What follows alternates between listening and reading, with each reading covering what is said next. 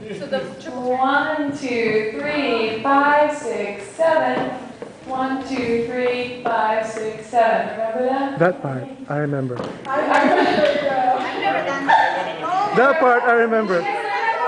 No, no, they weren't here. They weren't here. Oh, okay. Well, let's walk through it slowly. Okay.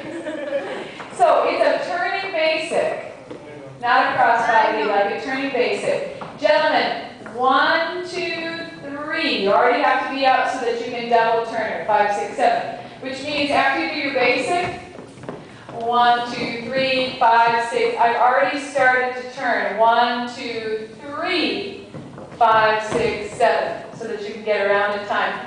Titanic again, but you don't go this, you actually only go to here because you need to be able to center under. And this is what's going to happen. If I'm far, far away, we're going to have problems. So what's going to happen for the ladies is you're going to lunge and then use your hands to here.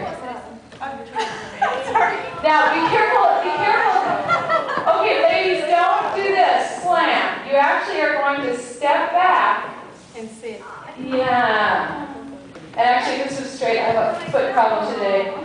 But it's actually easier than you think, Gloria.